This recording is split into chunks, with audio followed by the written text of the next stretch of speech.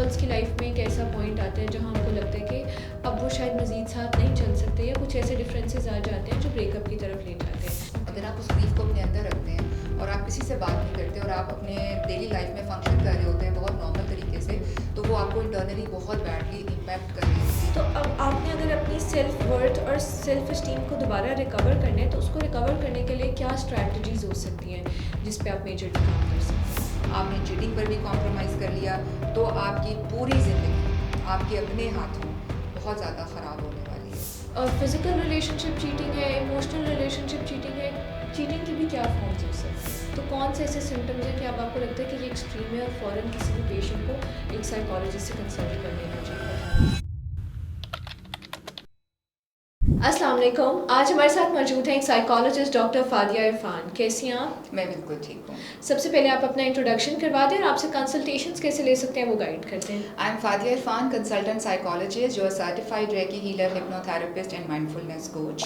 مرہم کے plate form کے تھرو آپ میں سے ویڈیو کنسلٹیشن بھی بک کرا سکتے ہیں اور فزیکلی آ کے ہاسپٹل میں وزٹ بھی کر سکتے ہیں. پرفیکٹ. اچھا, آج کل آبویسلی جب دو لوگ ساتھ ہوتے ہیں یا ریلیشن شپ میں ہوتے ہیں یا میرڈ ہوتے ہیں یا انگیجڈ ہوتے ہیں, what ever the situation is, اس کے بعد شاید کچھ کپلس کی لائف میں ایک ایسا پوائنٹ آتا ہے جہاں ہم کو لگتا ہے کہ اب وہ شاید مزید ساتھ نہیں چل سکتے یا کچھ ایسے ڈفرینسز آ جاتے ہیں جو بریک اپ کی طرف لے جاتے ہیں. لیکن چلیں ٹھیک ہے, بریک اپ کے ٹائم پہ تو جو سارے سینیریوز ہو رہے ہوتے ہیں اور آپ جتنا اسٹریسڈ آؤٹ ہوتے ہیں, اس کے بعد اکثر لوگوں کو ریلیف بھی ملتا ہے, لیکن اس کے ساتھ ساتھ مجھے لگتا ہے کہ کچھ ایموشنل امپیکٹس بھی ہوتے ہیں جو شاید آپ نے اس سارے ٹائم میں فیس کیے ہوتے ہیں جو آپ کے پوسٹ بریک اپ کے طور پہ سامنے آ رہے ہوتے ہیں. تو اس کا وہ کیا ایموشنل امپیکٹس ہوتے ہیں؟ دیکھیں, گریف جو ہوتا ہے وہ ایک کنکلوژن ہے, ایک آپ کہہ لیں کہ ایک رزلٹ ہوتا ہے کسی بھی ٹراما کا. اب وہ گریف جو ہے وہ آپ کسی لو ون کے جانے کا بھی ہو سکتا ہے, ریلیشن شپ بریک اپ کا بھی ہو سکتا ہے. تو اس گریف کو اوور کم کرنے کے لیے آپ اگر اپنے کسی ایسے پروفیشنل ہیلپ لیتے ہیں, وہ تو آپ چلیں ایک پوائنٹ آتا ہے سرٹن جب آپ کو کہیں ریکوری نہیں فیل ہو رہی ہوتی, لیکن آپ کسی اپنے دوست سے بات کرنے کے بارے میں, when you talk about your grief, تو آپ کا وہ ایموشنل ٹراما بہت حد تک پروسیس ہوتا ہے.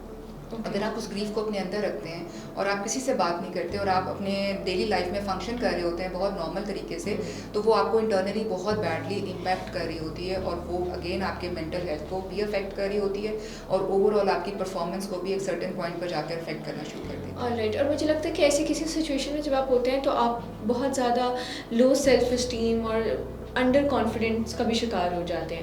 تو آپ نے اگر اپنی سیلف ورتھ اور سیلف اسٹیم کو دوبارہ ریکور کرنا ہے تو اس کو ریکور کرنے کے لیے کیا اسٹریٹجیز ہو سکتی ہیں جس پہ آپ میجرلی کام کر سکتے ہیں؟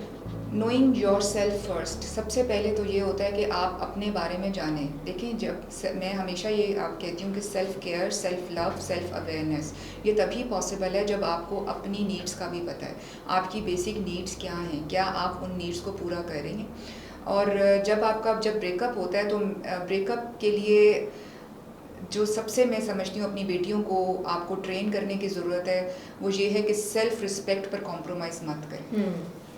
دیکھیں, ایک سیلف رسپیکٹ پر کمپرومائز نہ کریں, اور ایک چیٹنگ, مطلب اگر آپ کا ہسبینڈ آپ پر چیٹنگ کر رہا ہے اور آپ کو پتہ چل جاتا ہے تو یہ وہ والے فیکٹرز ہیں کہ جس پر آپ کمپرومائز نہیں کرتے. اور اگر انیشیل لیول پر آپ نے کمپرومائز کر لیا, سیلف رسپیکٹ پر بھی کمپرومائز کر لیا, آپ نے چیٹنگ پر بھی کمپرومائز کر لیا, تو آپ کی پوری زندگی آپ کے اپنے ہاتھوں بہت زیادہ خراب ہونے والی ہے.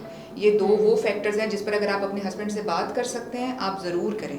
بٹ اگر آپ کو لگتا ہے کہ یہ بات کرنے کا کوئی فائدہ نہیں ہے اور اس کا جو پیٹرن ہے وہ ایسا ہی چل رہا ہے, تو زندگی بہت ڈیزاسٹرس ہو سکتی ہے آنے والے ٹائم میں. اور اس میں اگر آپ کے بچے ہو جاتے ہیں تو پھر آپ جا کر یہ ڈیسیجن لیتے ہیں تو وہ پھر بچوں کے لیے بھی بہت ہی نیگیٹو سچویشن اور سینیریو بن جاتا ہے. آلرائٹ.